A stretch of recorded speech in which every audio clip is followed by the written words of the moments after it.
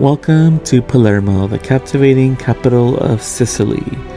Steeped in history and bursting with culture, Palermo is a city where the old world meets the new in the most vibrant way. From stunning architecture and ancient markets to mouth-watering street food, there's something for everyone in this Mediterranean gem. Start your journey with the breathtaking Palermo Cathedral, an architectural marvel that spans centuries, blending Norman, Gothic, and Baroque styles. Then step back in time at the Norman Palace and marvel at the exquisite mosaics of the Palatina Chapel, a UNESCO World Heritage Site. Wander through the colorful streets of Balaro and Ucciria markets, where you'll find an explosion of flavors and local delicacies like arancini and cevincione. Don't forget to try Palermo's famous cannoli. If you're a fan of history, the Capuchin catacombs offer a fascinating yet eerie glimpse into the city's past, while the Teatro Massimo showcases the city's love for music and performance arts.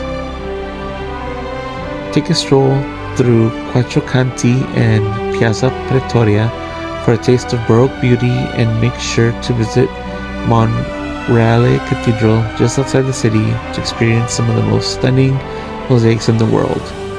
After exploring, unwind at the Mondello beach, just a short drive away for some sun, sand, and sea. Whether you're a history buff, a foodie, or someone who loves to explore, Palermo will capture your heart and leave you with unforgettable memories. Don't forget to hit the like button, subscribe, and share your Palermo experiences in the comments below. Thank you.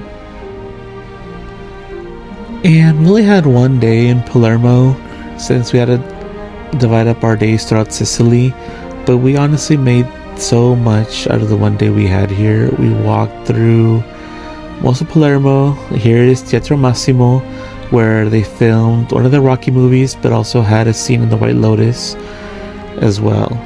And here's one of the main streets in Palermo, where there's filled with shops, restaurants, beautiful architecture, but also just a lot of people walking by, having a good time, sightseeing.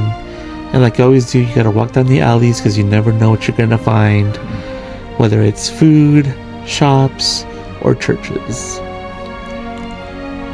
And on this time we were hungry, so we decided to eat, but we were kind of like don't want to eat pasta anymore, so we decided to eat some burgers and fries.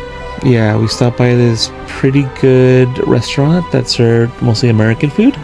Honestly, it was mostly just more of a burger stop, so really a burger restaurant. So we had that. They had a pretty good deal. I think it was 2 for 50 euros, I believe, where I had 2 burgers, a lot of sides, dessert, and a drink. So it's a pretty good deal. And it was pretty good too. Yeah, we love Italian food, but if you're eating it every day, you kind of like want to like switch it up. So that's why we decided to eat here. And here's one of the churches in Palermo. We ended up stopping by, and I think there was a service going on. So that was actually one of the good experiences, having to see a service done in Italian. So definitely a must if you're in town. And this is a Quattro Canti, also known as one of the 4 corners in Palermo.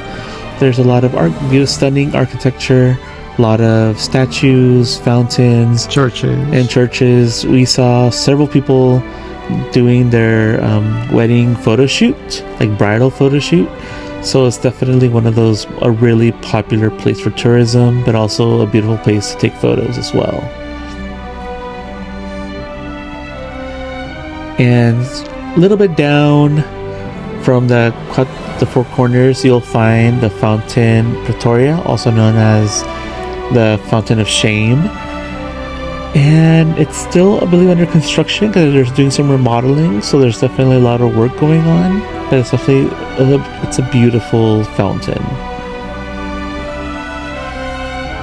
And this is another one of the churches. So Palermo has a mixture of different cultures. As you can see, this one is more inspired by the Arab architecture. So there's a lot of like mosque type structures, along with the Catholic structures as well. So it's kind of a mix of two cultures, and you can kind of see it in the buildings and the churches, and it reflects like a lot of rich history. Arabic mosque style.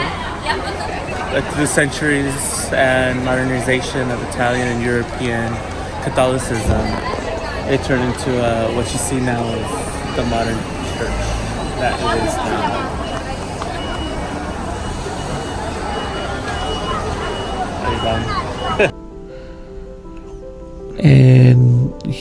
and you can also walk around through the fountains, so it's a pretty big fountain, and that's how we ended up going to the other church, because they're all kind of connected by the walkways and the streets.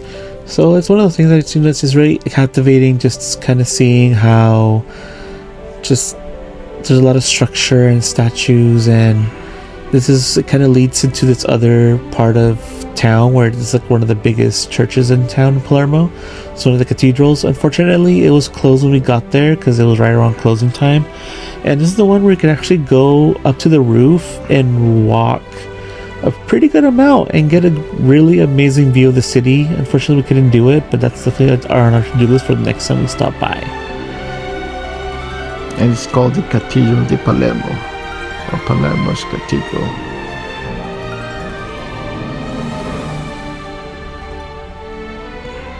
And right outside the cathedral, there's a lot of artwork, statues, and people trying to sell stuff.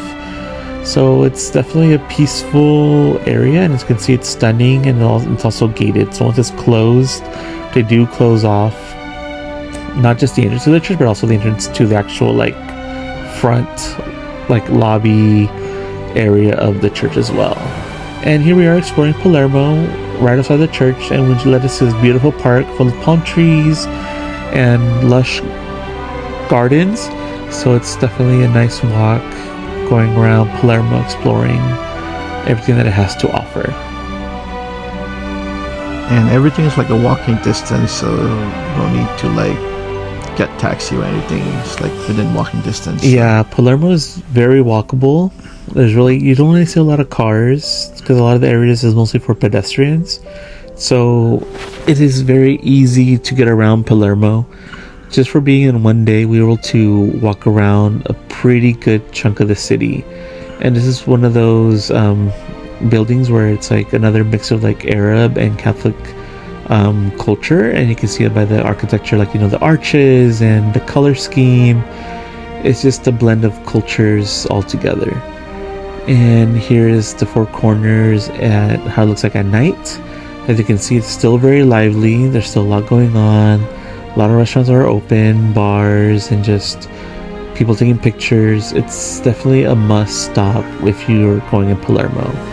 And as our night was ending, we definitely walked towards the coastline, towards the yacht and boat area, where you could just want to, you know, get like the ocean breeze and just walk around, get some fresh air, and have a drink. And that's how we ended our night in Palermo, by having a drink at a bar site at an oceanside restaurant. And yeah, it was amazing. I loved it. Thank you. Bye.